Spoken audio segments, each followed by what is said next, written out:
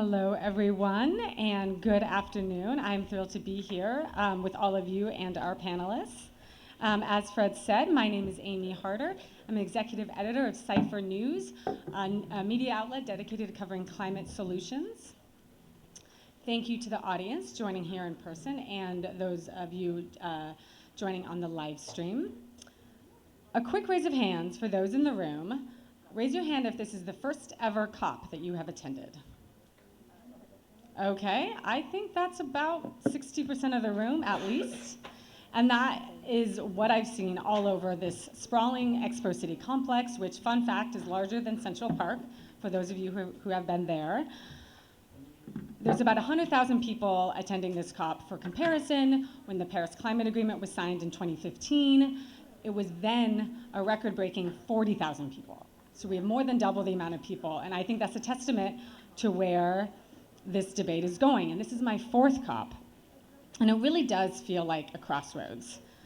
The powers of capitalism and government policy are finally beginning to turn toward solutions instead of remaining hardened against change. Of course, the challenges remain immense. That includes other geopolitical crises, which I know is demanding the attention of a lot of leaders right now, and also the persistence of fossil fuels, which is an extremely hot topic at this year's COP. And we have an esteemed panel to dig into what's at stake in this COP and beyond. So with that, let me please introduce our panelists. On our far right, we have Amina Abuzaid, Commissioner for Infrastructure and Energy at the African Union. We have Suralak Sharma, Member of Parliament at the United Kingdom, and David Turk, Deputy Secretary of the U.S. Energy Department. Thank you all three for being here. So a quick opening question for all three of you before we dive into the meat of the matter. We're about halfway through this COP. If you had to give a grade for this COP, you know, a halfway semester grade, A minus, C minus, what would you give it so far and why? Alok, why don't we start with you as a former COP president? So, as someone who is never good at midterm exams, I want to wait until the end and see what the grade is then. But look, I mean, I think, Amy, it's worth saying that you know, we've seen some good announcements at the start of this COP. The loss and damage fund coming together very early, pledges coming in, but of course that has to be turned into actual cash. We've seen more countries joining the methane pledge. We've seen you know, over almost 120 countries so far sign up to tripling energy capacity by 2030, and I'm sure more will come through. But of course, the big, and you I think you made reference to this earlier, is that the big issue here is the outcome of the global stocktake. For the first time since the Paris Agreement, the world has taken stock of where we are, where we should be, and we've been found wanting by a long, long way. So how countries respond to that is going to be absolutely vital. And there are two things that I'm looking for. One is finance. Are we really going to get to a point where the billions turn into the trillions? And secondly, on clean energy transition. And I think we're going to have a discussion here on this panel about fossil fuels as well. Great.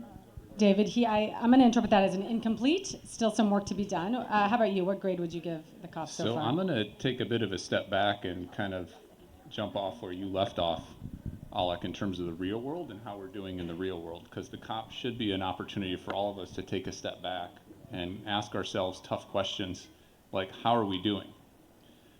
It's appropriate that this is the first global stocktake, so I think there's an even more importance to do it at this particular COP.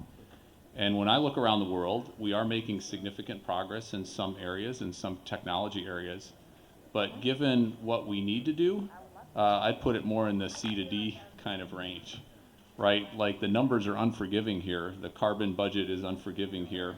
We've got to fully decarbonize not just electricity, but transportation, buildings, industry within just a few decades, short decade period of time. And every country, I think, should ask itself tough questions, and we should ask each other tough questions respectfully along those lines. I personally feel incredibly good about all the progress we've made in the U.S. side. The historic legislation that President Biden passed with the Congress, the Inflation Reduction Act, the bipartisan infrastructure legislation, the volume of funding that we're doing on the tax credit side, $100 billion in grant programs just for the Department of Energy, $400 billion of loan authority. et cetera, et cetera. I think we've got a credible pathway to implement in the U.S. Side of things our goals. I'm not sure as many countries are there as we'd like them to be there, including some of the biggest emitting countries in the world. I also would love to see an awful lot more focus on the oil and gas sector on Scope 3. Like, it's great that we're making progress on methane emissions. We should have done that 5 years ago or 10 years ago, but we need to be taking Scope 3 head on. And I'm not sure that level of conversation, that depth of conversation, that real world conversation is mature as much as I would like it to be at this particular COP. So just to clarify for the audience, because we were just talking backstage, and we actually don't think it's very clear that the big methane announcement actually doesn't cover most emissions. Can you talk just a little bit more about so that? Scope 3, that is the emissions of products, right? So in the oil and gas industry, it's the gasoline, it's the diesel, it's the natural gas and power plants, but in a lot of automobiles and other uses around the world. Scope 3 emissions are 10 times as big as Scope 1 and Scope 2 for most oil and gas companies. So if we're making progress on methane emissions, which we should do, we absolutely should do, and credit for those companies, and our government, our EPA, put out very strong regulations, the strongest in the world, to really reduce methane emissions in our country. But that's only part of it, and a very small part of the overall equation, again, looking at the unforgiving nature of the numbers and the math here. So we need to have that conversation, we need to have it head on, and I don't think that's happening as much as it should be happening here. Amani, I want to turn to you. What kind of halfway semester grade would you give the COP? Well, I would be maybe B plus, A minus.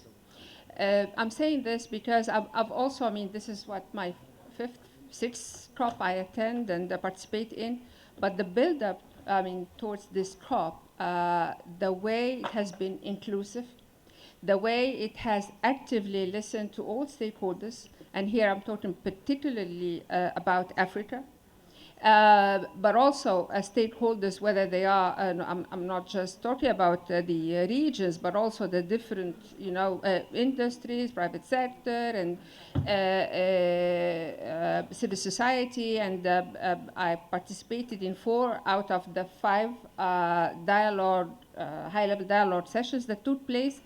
Really, to us, Africans have been really critical, because there were opportunities where we highlighted exactly the context in which we are, the challenges that we have, the opportunities that we are offering to ourselves and to the world using this momentum. I've also seen almost a smaller COP or a bigger COP, I mean, if you will, in Nairobi in early September in the African Climate Summit, where there has been also another round of a dialogue round. So it's in that perspective, the inclusivity, the diversity, the openness, and not excluding an industry or a stakeholder in this conversation, making sure that everyone's voice and concerns are heard.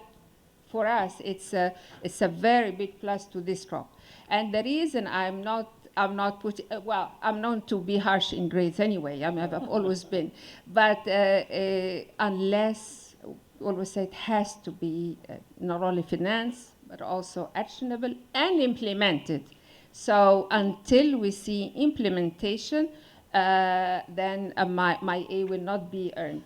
And that's what we want. But what I really happy with, and it's not because you're here a lot, since COP28, which took place in a very challenging context that was almost still COVID, really very challenging, and then Sharm el-Sheikh last year, how the emphasis was on action, then now on finance.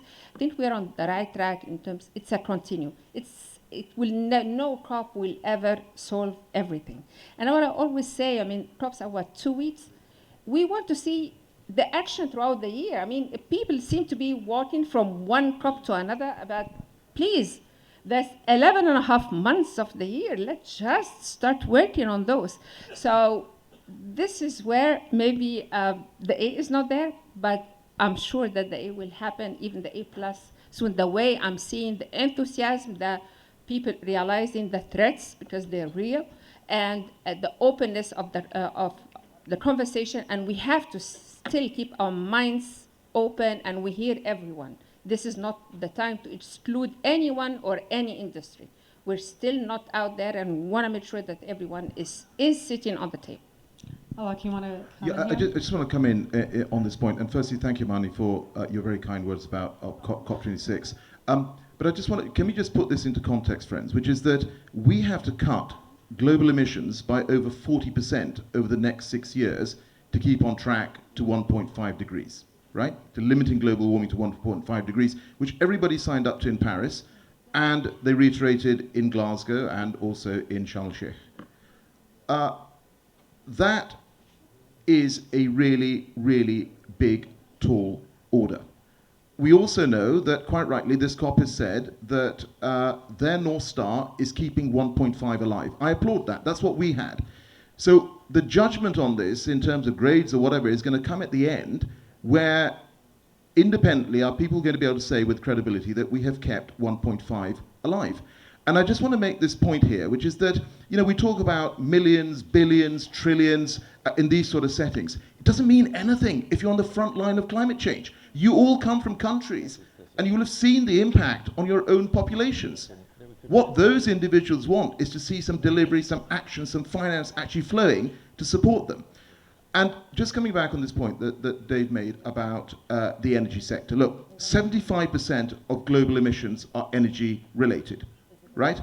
So we're going to have to find a way of cutting those fast. And I think it's brilliant. You know, we have made progress in terms of pushing forward renewables. I think that's great. Electric vehicles, great, but just not fast enough. That's the issue with this.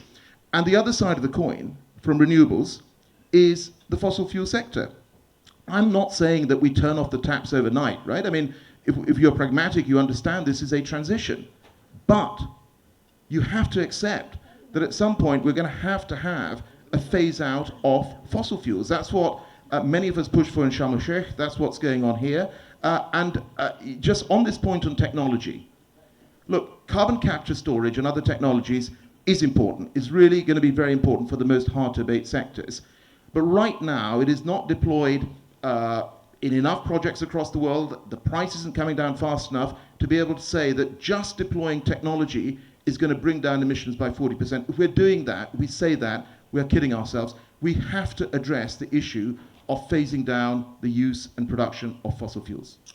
I want to push you a little bit on that point, particularly regarding this year's COP president. Of course, there's been a lot of controversy around the leadership. Some people say it's important to have an oil and energy executive leading precisely because that's where most of the emissions come. There's been some controversial headlines and prior comments recently surfaced, and we don't need to take up our time on stage explaining those. Hopefully you've read them in the media, but would love to hear from you as a former COP president.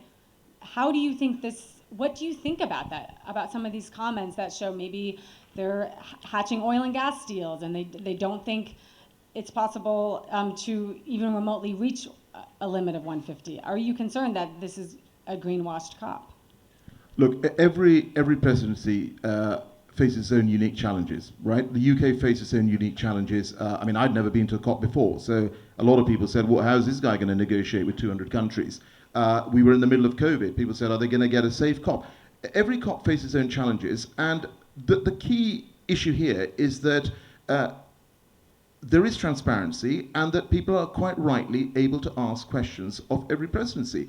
That's what this is about. You know, the COP is kind of the only time in the year where the biggest countries have to sit face to face across the smallest countries, the most climate vulnerable countries in the world.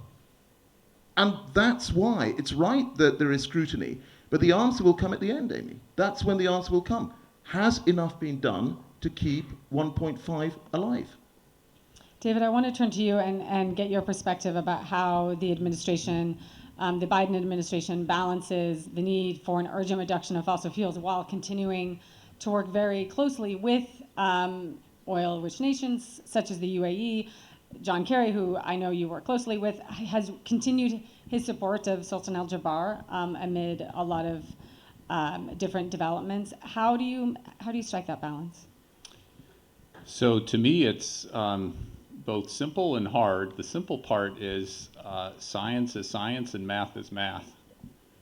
And if Alek's right, and I think he is right, and it was an inspired choice to have him as COP president a couple years ago, in my opinion, we've got to take these things head on, whether it's Scope 3 emissions in the oil and gas sector or lack of progress in a number of areas. The fact that right now so little of the finance is flowing to the countries and the people that need it the most, right? The statistic that kind of gets lodged, it's just lodged in my head, and it's really dispiriting.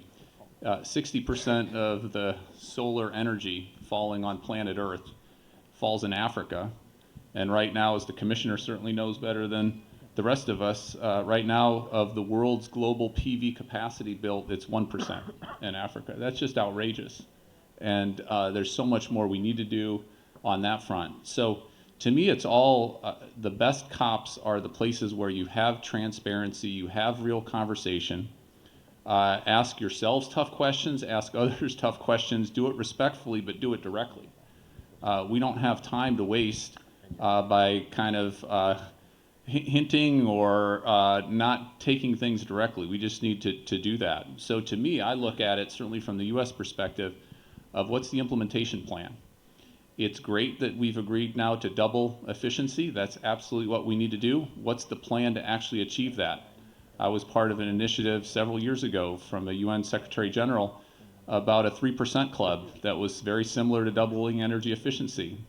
We've not made nearly as much progress. So what's the implementation plan? What's the implementation plan to actually triple your renewables with concrete specificity?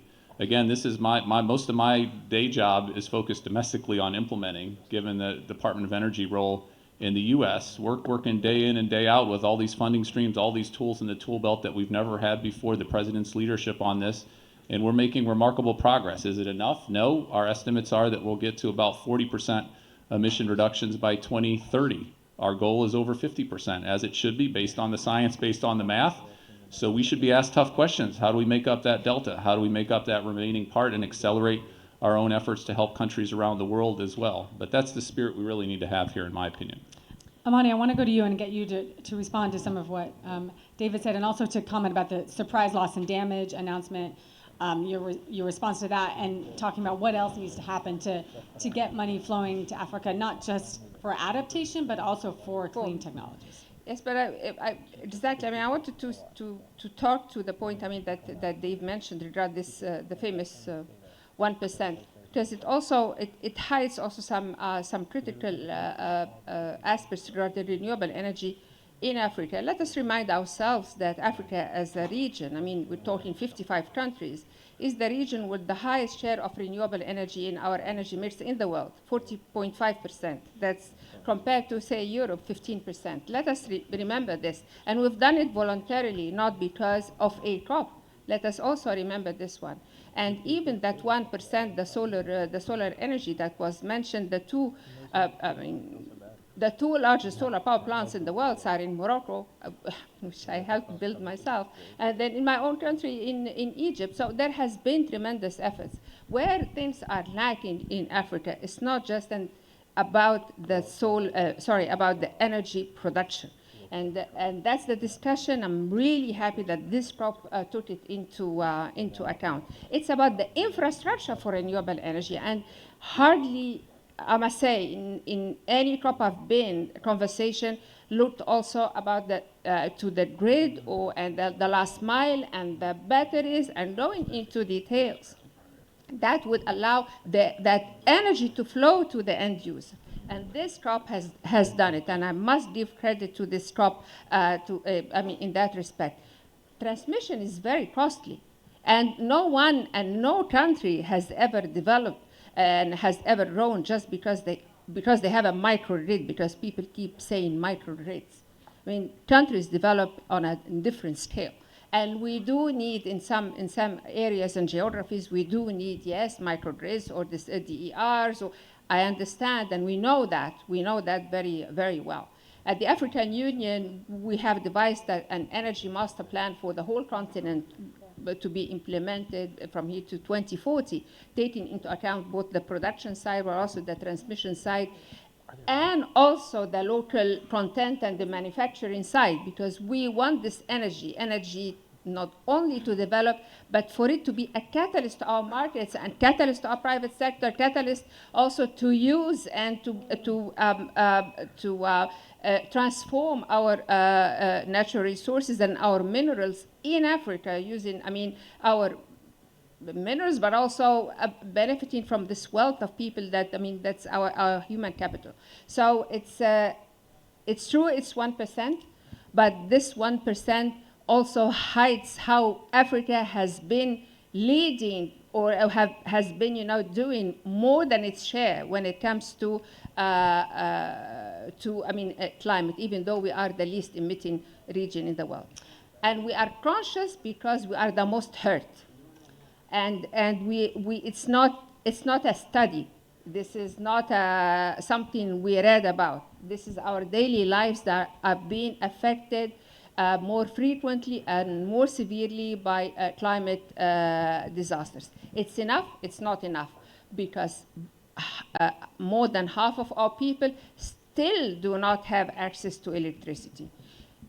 90% of our people do not have access to clean cooking, and that's a very important aspect to us. And you might use natural gas for for in clean some cooking, parts is that correct? it's gas, in some parts there are solar stoves that are being deployed. Cities, of course, that would be natural gas. And in African common position that we shared in COP27, we insisted that natural gas is still our transition fuel, particularly for clean cooking. And we keep increasing the energy mix in our, the share of renewables in our energy mix, knowing that, of course, some countries in Africa, more than 20 countries, have more than half of their energy coming from renewables. And we have some countries that 90% of their energy comes from renewables. But as I said, it's not enough, because it's also the region of the world where the demography, highest increase in terms of demographic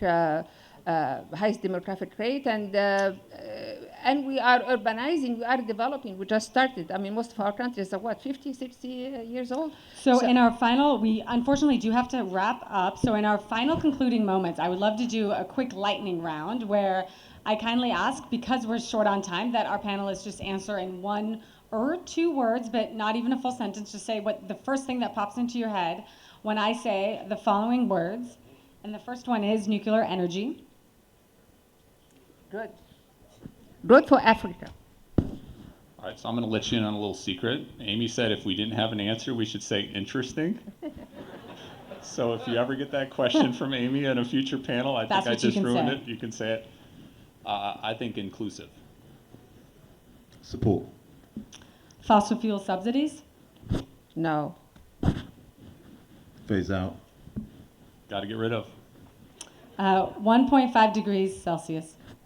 Keep it alive. Definitely keep it alive. A lot of work. Well, on that pragmatic but optimistically, cautiously so note, I want to do a big thank you to our panelists and to the audience for joining in.